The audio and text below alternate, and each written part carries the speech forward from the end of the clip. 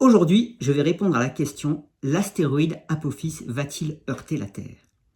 Alors cet astéroïde est un petit corps rocheux d'une taille de l'ordre de 340 mètres de diamètre, c'est à peu près 2 fois la taille d'un stade de football, et je peux déjà vous répondre en disant que non, l'astéroïde Apophis n'heurtera pas la Terre. Nous avons assez de problèmes sur Terre, nous n'allons pas en rajouter, surtout lorsque l'on sait qu'il n'y a aucun risque. En réalité, cet astéroïde va nous rendre visite le vendredi 13 avril 2029, à une distance de l'ordre de 1/10 de la distance de la Terre à la Lune, à peu près 32 000 km, et il nous offre une opportunité extraordinaire, puisque nous serons plus de 2 milliards de personnes en Europe et en Afrique à pouvoir observer à l'œil nu sa lumière dans le ciel nocturne du vendredi 13 avril 2029.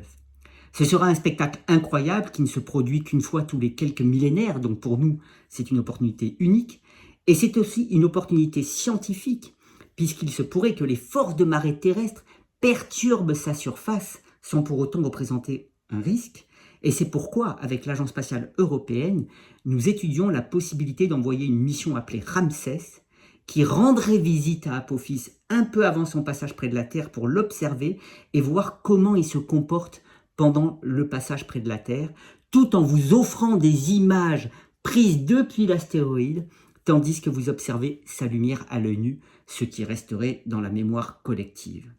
D'ailleurs, la NASA participe aussi à cet objectif, puisque sa sonde OSIRIS-REx, après avoir ramené des échantillons d'astéroïdes sur Terre le 24 septembre 2023, est repartie en prenant le nom de OSIRIS-APEX pour Apophis Explorer,